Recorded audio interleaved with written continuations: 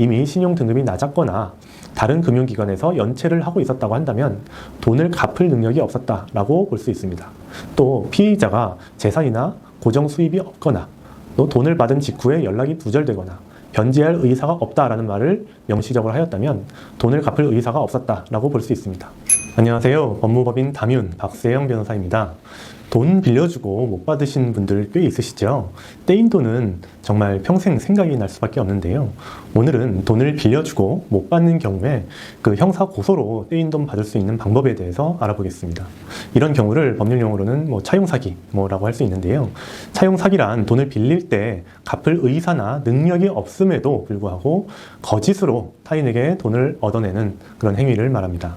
이는 형법 제347조에 따라서 사기죄로 처벌될 수 있는데요. 하지만 이 차용사기는 민사상 채무불이행과 구분하기 어려운 경우가 많기 때문에 형사사건으로 처리되기 위해서는 명확한 증거가 필요합니다. 이 사기죄의 핵심 요소는 기망행위라고 할 수 있는데요. 이 기망행위란 쉽게 말하면 사람을 속인다 라는 뜻입니다.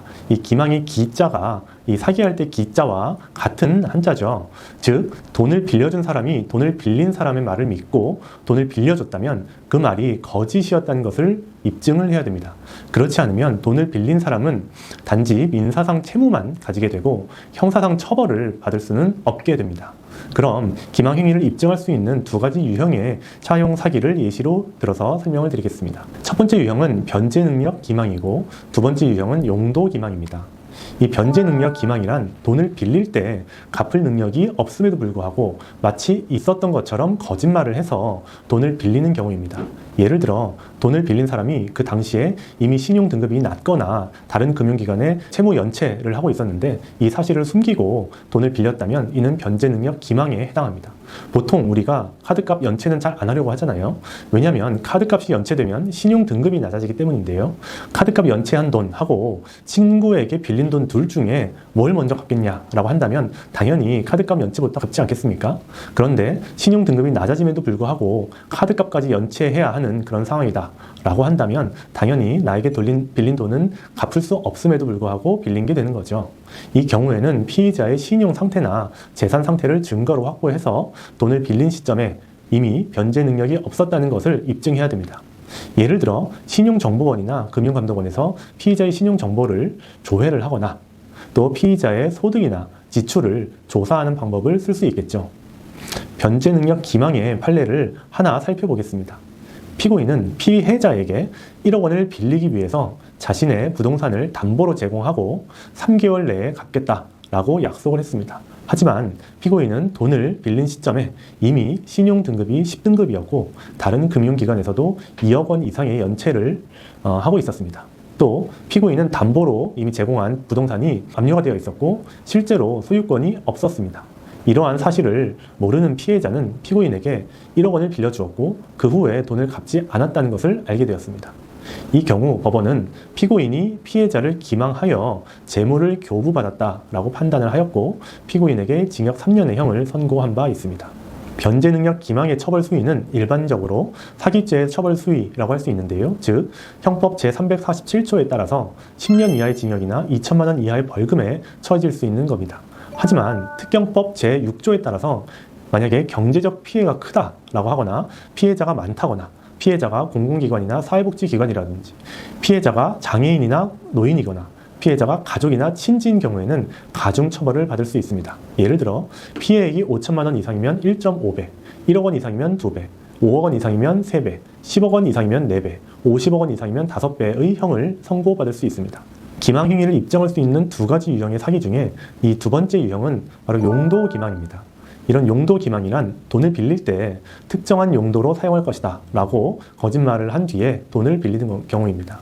예를 들어 돈을 빌린 사람이 사업에 투자하거나 생활비로 쓰겠다 라고 하였는데 나중에 알고 봤더니 도박이나 유흥에 만약에 이걸 썼다고 한다면 이는 용도 기망에 해당합니다. 이 경우에는 피의자의 실제 돈 사용 용도나 목적을 증거로 확보해서 용도가 다르게 사용되었음을 입증해야 하죠.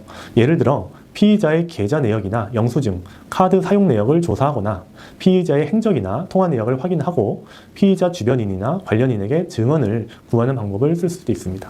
용도 기망의 판례를 하나 살펴보겠습니다. 피고인은 피해자에게 2억 원을 빌리기 위해서 자신의 부동산 개발 사업에 투자하겠다고 약속했습니다. 하지만 피고인은 돈을 빌린 후에 사업에 투자하지 않았고 도박과 유흥에 낭비를 했는데요. 또한 피고인은 피해자에게 돈을 갚을 수 없다라고 말하고 연락이 두절되었습니다. 이 경우 법원은 피고인이 피해자를 기망하여 재물을 교부받았다라고 판단하고 피고인에게 징역 4년의 형을 선고했습니다. 이 용도 기망의 처벌 수위 또한 역시 일반적인 사기죄의 처벌 수위라고 할 수 있는데, 이렇게 변제 능력 기망과 용도 기망은 차용 사기의 대표적인 유형으로 기망 행위를 입증할 수 있는 증거가 있으면 형사 고소로 떼인 돈을 받을 수 있는 방법입니다. 수사기관이 차용 사기를 판단할 때 가장 중요하게 보는 요소는 피의자의 신용 상태와 재산 상태입니다. 피의자가 돈을 빌린 시점에 이미 신용 등급이 낮았거나 다른 금융기관에서 연체를 하고 있었다고 한다면 돈을 갚을 능력이 없었다라고 볼 수 있습니다. 또 피의자가 재산이나 고정 수입이 없거나 또 돈을 받은 직후에 연락이 두절되거나 변제할 의사가 없다라는 말을 명시적으로 하였다면 돈을 갚을 의사가 없었다라고 볼 수 있습니다. 이러한 정황 등을 증거로 확보한다면 차용 사기의 죄책을 입증할 수 있습니다. 물론 피해자 입장에서는 피의자의 신용 정보나 재산 상태를 명확히 알 수 없기 때문에 고소를 할지 민사소송을 해야 할지 결정하기 어려울 수 있습니다. 그러므로 피해자는 피의자의 어떤 재산이나 고정 수입이 있는지, 또 어디에서 일하고 있는지, 얼마나 많은 돈을 빌려줬는지 이 다양한 정보를 준비해야 합니다. 하지만 이러한 증거를 확보하는 건 쉽지 않기 때문에 돈을 빌려주는 사람은 차용증이나 투자증서와 같은 서류를 작성하거나 명확하게 용도와 기한을 정하는 것이 좋습니다. 웬만하면 개인 간 금전 거래는 하지 마시고 필요하다면 변호사에게 상담하는 것이 좋겠습니다. 오늘은 차용 사기에 대해 알아보았습니다. 이상으로 영상을 마치겠습니다. 영상이 도움이 되셨다면 좋아요와 구독 부탁드리겠습니다. 감사합니다.